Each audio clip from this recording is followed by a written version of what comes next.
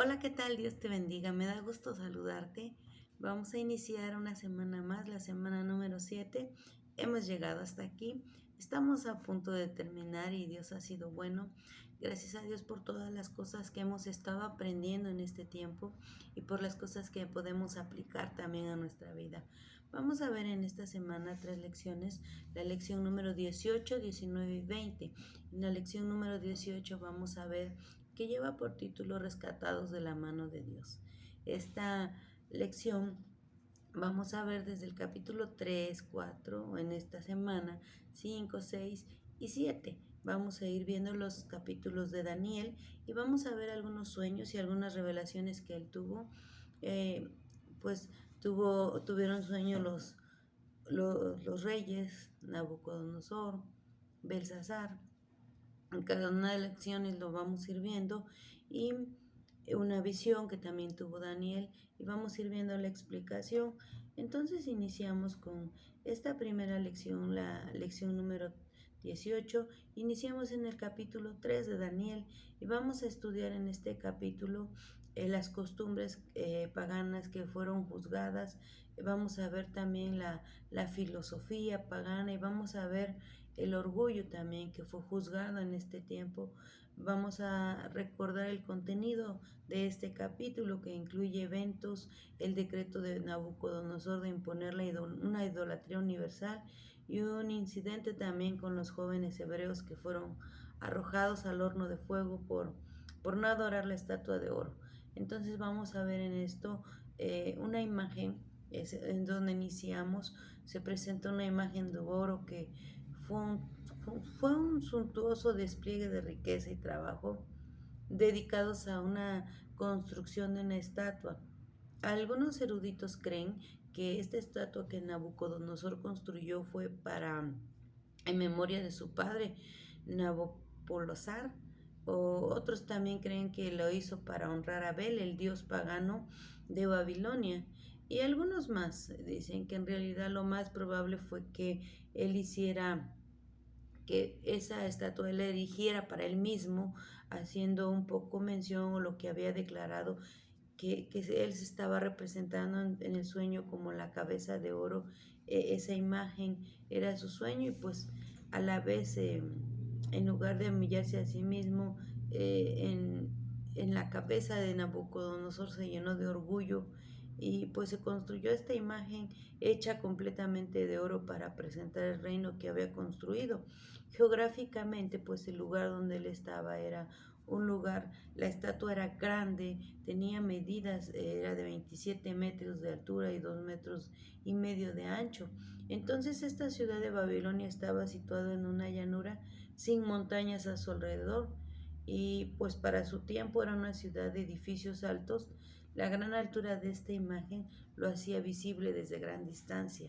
Entonces parecía que era eso, ¿no? El que se viera esa imagen y pues todos los funcionarios, todos los altos cargos se hicieron presentes cuando fue la inauguración o la dedicación de esta imagen y estuvieron ahí, tenían que, vamos a ver más adelante que tenían que reverenciar esta imagen, hasta la música hizo acto de presencia en esto, ¿no?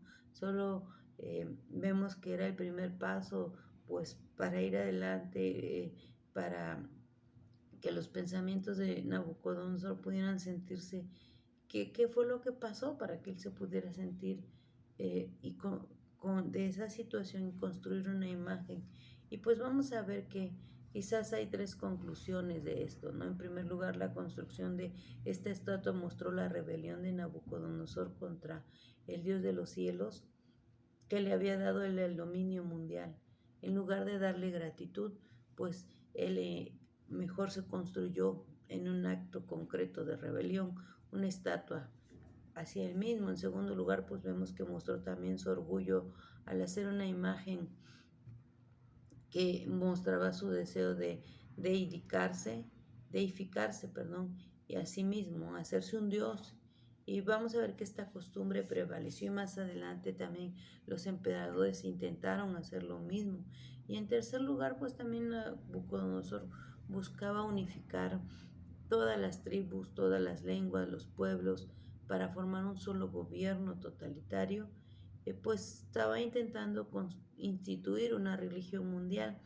Es más o menos una repetición de lo de la Torre de Babel. Entonces, en esta dedicación de esta imagen de oro, nosotros leemos y no aparece Daniel aquí. Pareciera que Daniel tenía un cargo, estaba haciendo algo propio de su cargo y no está. Pero sí están nosotros tres jóvenes hebreos a los que les cambiaron el nombre, sabemos, lo vimos la semana pasada, Sadrat, Mesad y Abednego, y tenían que ir a esta dedicación y fueron, pero ellos no se iban a inclinar. Hizo acto de presencia también la música, empezaron a sonar esos tambores y el pregonero anunciaba que al sonar todos estos instrumentos, todos tenían que hacer una reverencia, e inclinarse, postrarse ahí, los que estaban presentes, adorar esta imagen. Y pues eh, en este sentido era algo que se estaba imponiendo, nada que ver con la adoración espontánea, sino era algo que estaba siendo impuesto. Entonces vamos a ver aquí lo importante de esta ceremonia, que una verdadera adoración nace del corazón, y estos jóvenes no es que estuvieran en contra de Nabucodonosor, pero ellos no se iban a postrar. Tiempo atrás ellos habían sido favorecidos por Nabucodonosor, pero ahora parecía que algo sacó de quicio, algo no estaba en orden en la cabeza de Nabucodonosor. ¿Y qué pasó? Se enojó y se encendió en ira porque parecía que estos hombres caldeos, que estaban algunos ahí dispuestos para estar observando durante el evento y todo lo que pasaba y que no hubiera alguna irregularidad, parecía que estas personas nada más estaban ahí checándolos a ellos. Eran los únicos hebreos que habían en ese lugar, no había otras personas. Entonces era como nada más estarlos checando a ellos y como buscar piedra de tropiezo, y pues ellos no se adoraron, ellos no se postraron, ellos sabían que había un Dios más grande y no iban a adorar. Entonces los reúnen y les dicen, ¿por qué no lo hicieron? Como dándoles una segunda oportunidad, ahora lo pueden hacer, y dice, no lo hacemos. Si en la primera vez ellos dejaron bien plantada su postura y su dignidad de no postrarse ante una imagen, si en la segunda oportunidad ellos lo hubieran hecho, su vergüenza hubiera sido más grande, pero no lo hicieron, dijeron que no. Y dice, ustedes saben que yo los puedo meter aquí al horno. Los caldeos estaban ahí muy en una acusación muy directa contra estos jóvenes, y nada más era que ellos no se veían que adorar la estatua era un acto desleal hacia su rey. ¿Y cuál era su rey? Pues hacia Dios, ¿sí? No fue el reconocimiento, no fue que ellos no estuvieran honrándolo, pero ellos tenían un Dios más grande, y por lo tanto había un reconocimiento a un poder más grande. Por eso ellos fueron obedientes a Dios. Entonces, lo cual quedó en evidencia, y estos tres jóvenes hebreos, tuvieron la firmeza de decir, sabe, rey, que no lo vamos a hacer. Y si tú nos vas a meter a ese horno, está bien, pero Dios nos va a librar. Y si no fuera así, no importa. Estamos dispuestos a morir, ¿sí? Estamos dispuestos. No nos vamos a, no nos vamos a arrodillar. Nosotros no vamos a honrar. Y, y fue así. Entonces ellos fueron echados al horno. Parecía que este horno era un horno abierto, se podía ver. Entonces, algo que sorprendió a Nabucodonosor es que al echar a estos jóvenes, pues parecía que se iban a quemar prontamente, porque en toda la ira el horno se había calentado mucho más de lo que debía calentarse, y entonces era inminente la muerte ahí. Pero él empieza a ver que no solo están ahí adentro caminando, sino que hay un cuarto, y dice que este cuarto era como al hijo de los dioses, era alguien ahí diferente. Entonces él empieza a ver y salen estos muchachos y los sacan, y resulta que ni sus cabellos ni su ropa huelen a humo, no les pasó nada, algo estaba pasando. Y entonces Nabucodonosor reconoce que hay un Dios superior, ¿sí? Estos tres se habían propuesto servir a Dios y no al ídolo de Nabucodonosor, y los tres fueron librados del horno del fuego. Y es cuando Nabucodonosor ve eh, cómo Dios preserva a estos hombres del horno de una manera milagrosa. No hay una explicación para esta opción, no hay nada. Y entonces Nabucodonosor reconoce que estos tres jóvenes son siervos del Dios Altísimo. Quizás creemos que en esta expresión estaba acercándose el conocimiento de Dios Nabucodonosor, porque lo ve y dice, no, ni siquiera uno de sus cabellos ha sido chamuscado. Y el decreto de Nabucodonosor sobre el Dios de los jóvenes hebreos, no había nada personal de expresarse, pero aún así él reconoció que había un Dios viviente y su poder, que fue un poder grande que podía librar a estos jóvenes, y admitió que el Dios de ellos era superior al suyo. ¿Sí? Entonces vemos también que hay otro sueño en el capítulo 4 de Nabucodonosor en lo que a él concierne, y concierne más al futuro que a algo anterior. Y en esta segunda visión o sueño de Nabucodonosor empieza él a recordar y otra vez nadie puede interpretar su sueño, así es que él llama a Daniel para que le diera una interpretación.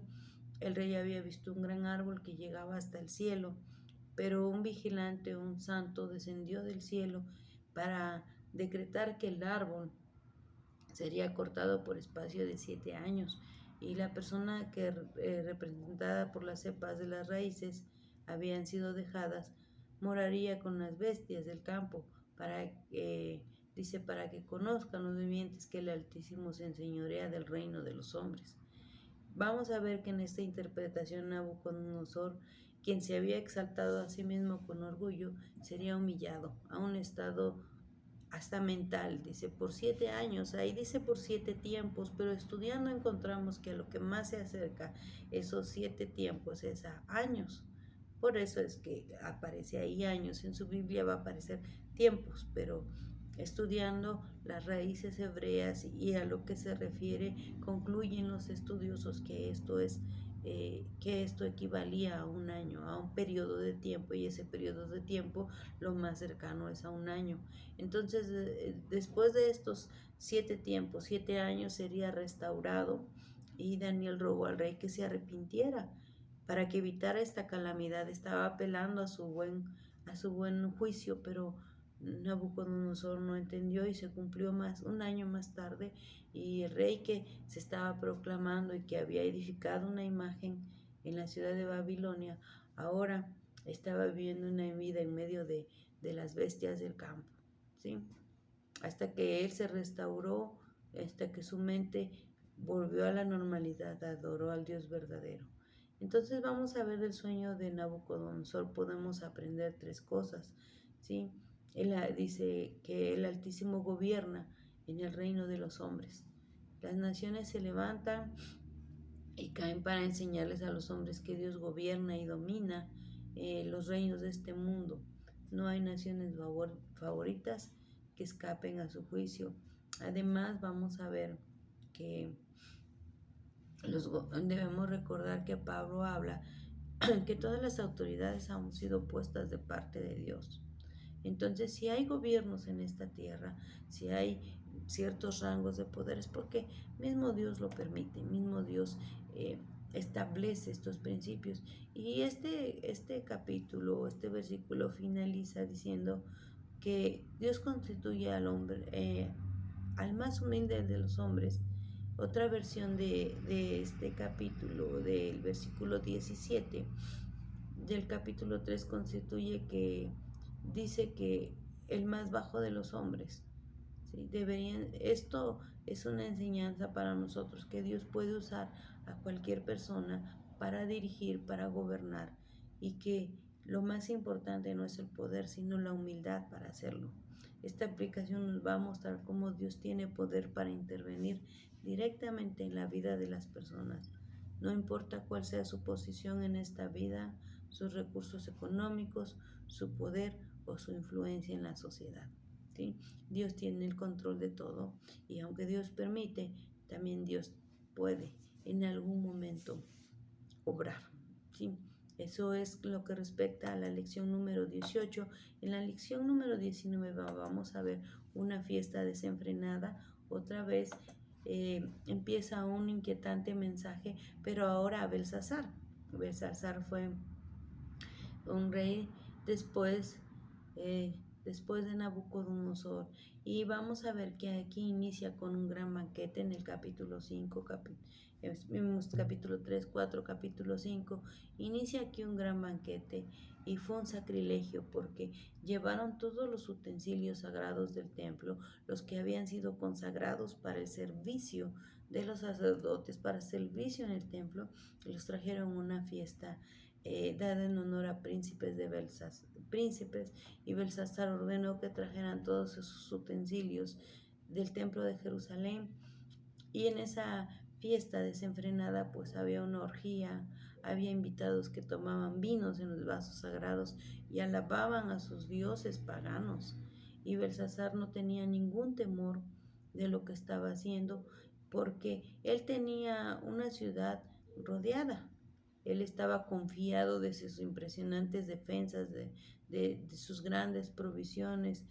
Vamos a ver en las lecciones específicamente medidas, vamos a ver cantidades, lo que lo llevó a él a una confianza de que sus murallas eran muy extensas, muy fuertes, había fosas fuera de la ciudad y eso lo llevó a que su ciudad era muy segura. Y entonces empezaron a profanar, bebieron vino, alabaron a sus dioses en los vasos, usando los utensilios del templo. En esta fiesta había un ejército hostil que rodeaba la ciudad, pero él estaba confiado, ¿sí? Y entonces todo fue traído del templo en esa casa y Belsasar fue lo suficientemente necio, no solamente para perder toda su semblanza de autocontrol en una fiesta, sino también para burlarse abiertamente de Dios. Él cometió el pecado de sacrilegio, algo que muy pocas personas toman en cuenta hoy en día. Reunir todos los vasos del templo judío tenía un propósito de recordar a los fiesteros una previa victoria de Belsasar. Empezó a haber un desorden, empezó a haber una situación muy complicada y entonces en esta fiesta que parecía que algo muy bueno, empieza a haber, vamos a ver que aparece una mano y empieza a haber una inscripción en la pared. Muchos de nosotros hemos quizás hasta hablado haciendo énfasis a ese mensaje de algún juicio. Y aquí pasó algo, apareció una mano y esta mano empezó a escribir una frase en una pared. Y la reacción de Belsasar hacia ese mensaje fue quien podía interpretar tal mensaje porque él no sabía. En ese momento, todo su fiesta, todo lo que él estaba haciendo, parece que se fue por tierra. Dice que el rey palideció, sus pensamientos lo turbaron y se debilitaron sus lomos y sus rodillas daban una contra la horta. Y el rey gritó a gran voz: ¿quién podría venir? De los magos, de los caldeos, de los adivinos, de los sabios de Babilonia, porque necesitaba que alguien le interpretara esta escritura y que le mostrara. Y pues él prometió algo, dice: será vestido de púrpura, un collar de oro llevará en su cuello y será el tercer señor en el reino. Y fueron introducidos los sabios del rey, pero nadie pudo descifrar esta escritura, nadie pudo mostrar al rey su interpretación. Y este rey se turbó en gran manera. Y viene alguien, puede ser la mamá de él, puede ser la reina, por las palabras que el rey dice, que entró en la sala. El rey estaba turbado, él no sabía qué hacer, él estaba ofreciendo todo esto porque pues él necesitaba saber esa interpretación. Y entonces esta reina recomienda a Daniel.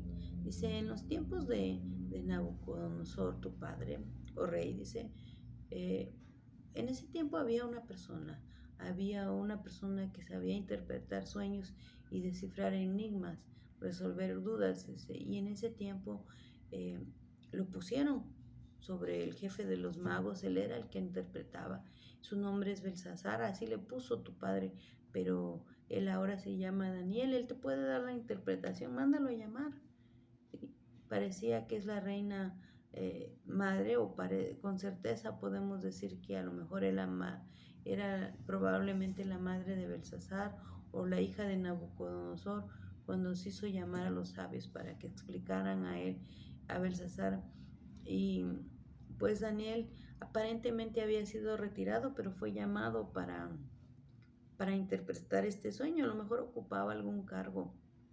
Y, y pues algo que vemos de estos tres muchachos, estos cuatro jóvenes, vemos que a los otros tres se les conservó el nombre, que se les cambió, pero aquí a Daniel no. Y vemos un detalle, que la reina lo llamaba por su nombre judío en una señal de respeto, ¿sí? Entonces Daniel fue traído. Él dijo, yo no necesito que me digan nada, pero yo no necesito que me digan nada, pero te voy a decir qué es lo que está pasando con esta interpretación. Y él la interpreta, dice, no, no me tienes que dar nada, quédate con ello, pero esta interpretación en este asunto es este. Conocemos la inscripción, que es Mene Mene Tekel Upharsin, y esta es la interpretación del asunto. Dice, cada palabra colocada tiene significa algo, y una numeración, ¿sí? Y dice, Tekel es pesar, Pérez es división. Dice, Mene, Mene, Tekel, dice, tu reino no se halló mucho peso en ti, ha sido contado, quedó corto, no alcanzaste el peso, y como no alcanzaste, tu Dios va a dividir tu reino entre los medos y los persas. Un poderoso ejército vino, vencieron a Babilonia. Cayó, ¿por qué? Porque eran un reino que estaban faltos de valores espirituales y morales. Ese reino fue dividido, y vemos que Daniel es ascendido. Quizás Belsasar no entendió, no creyó mucho, pero lo ascendió. Pero después de esto hay un decreto por Darío, ¿sí? Y el rey había nombrado a Daniel como el principal de los tres presidentes sobre todo el reino, y estaban pensando hacerlo algo así como un primer ministro, y esto provocó celos en otros oficiales. Y entonces nada más estaban buscando alguna falta de conducta para acusarle, para quitarlo, para manipular al rey. Y hay otro edicto ahí que se habla o que se dice, y es el de no adorar a ningún otro Dios, sino solo al rey por 30 días. Y aunque Daniel escuchó, él no iba, él no iba a dejar de orar. Conocemos este decreto, aunque se hizo por espacio de 30 días, excepto al rey. Daniel, en su fidelidad, no acató ese decreto, continuó con sus oraciones 3 veces al día, y aún con su ventana abierta hacia Jerusalén. Él temía a un Dios, así que no tenía temor del rey, de sus enemigos, y menos de los leones. Y pues sabemos la historia, él fue echado al pozo y con los leones, y no hubo, no hubo quien lo lastimara. Al otro día Darío fue, buscó, y allí estaba, y lo mandaron sacar. Y esos que habían decretado eso los echaron, y ellos ni llegaron al fondo. El rey nuevamente decretó adorar a Jehová. Mientras tanto, Daniel continuó prosperando, ¿sí? Eso es lo que vamos a ver en la lección número 19. Y por último, la lección número 20, vamos a ver una revelación de Daniel. Vamos a ver una visión que él tuvo en el capítulo 7, y vamos a ver esa visión de las 4 bestias. Vamos a ver que esta visión está representando 4 imperios o 4 lugares de donde salieron, que iban a combatir. Cada uno de estos imperios es mencionado como tiene una conexión geográfica con el mar Mediterráneo. Y vamos a ver que en cada uno de estos hay una descripción para cada una de estas bestias. La primera que nosotros vamos a ver es el león, y este imperio está representando. Vamos a ver que utilizan al león y el águila como ilustraciones de Nabucodonosor, ¿sí? Y este imperio, permítame, hablando de Daniel nos dice de estas 4 bestias, son 4 reinos que gobiernan sobre la tierra, y el primer reino es el imperio babilónico representado por un león y un águila, y en esto vamos a ver que pues encaja muy bien con la majestad y la autoridad de Nabucodonosor y su reinado sobre el imperio de Babilonia. Jeremías usó ambos, tanto el león como el águila, como ilustraciones de Nabucodonosor, ¿sí? Y después de esto vamos a ver otra segunda bestia, y es semejante a un oso. Esta segunda bestia está representando al imperio medo-persa. Es pues una representación, es una bestia fuerte, ¿sí? Y más abrumador que un león. Y este oso tenía un apetito feroz para conquistar. Entonces, hay una comparación. La mayoría piensa que las 3 costillas que representan sus 3 grandes conquistas militares fueron de los Babilonia, Egipto y Lidia. ¿Sí? Entonces este ejército lento y abrumador del imperio medo-persa era bien conocido, ¿sí? También hay otra visión hablando de un leopardo, y este está representando al imperio eh, persa, al imperio romano, perdón. El motivo de quitar cualquier referencia de Roma, perdón, es al imperio griego o babilonio, ¿sí? Vamos a ver que este leopardo representa el imperio griego de Alejandro Magno, que rápidamente conquistó el mundo civilizado, ¿sí? Vemos que después de que su reino fue dividido por 4 cabezas que gobernaban específicamente, llamándose Casandro, Lisámaco, Seleuco y Ptolomeo. Eso lo van a ver en sus lecciones, hablando un poco de historia.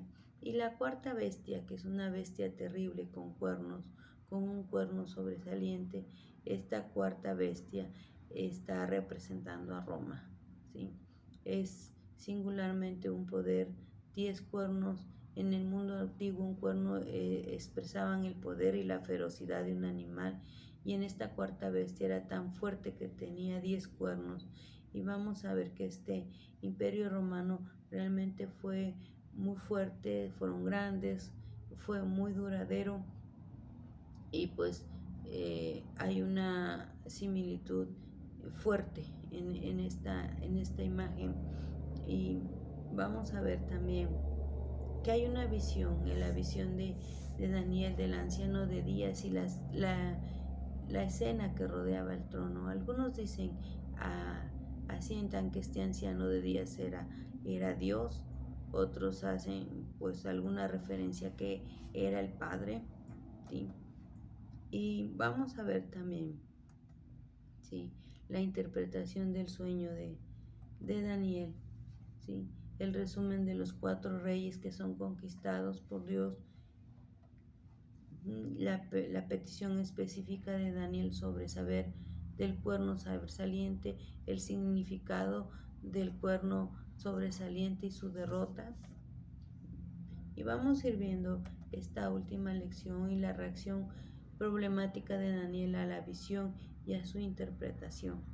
Entonces esto vamos a estar viendo en esta lección, en la lección número 18, 19 y 20, en la semana número 7. Estamos por concluir, y pues ahora tenemos menos capítulos y puede ser más exhaustiva nuestra lección y nuestra interpretación, y podemos encontrar más revelación y pues seguir aprendiendo y seguir adelante. Yo espero que esta semana podamos aprender, que podamos tomar tiempo y siga escribiendo lo que usted recibe como revelación cuando usted estudia y siga haciendo sus anotaciones. Le va a servir, es parte de su preparación y es parte de la evidencia que usted va a tener.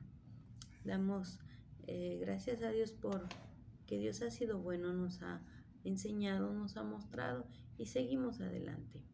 Entonces espero que tengan una muy buena semana, que cada vez que tomen tiempo para recibir revelación y para estudiar, Dios sea mostrándoles y revelándoles. Que tengan bendecida semana. Bendiciones.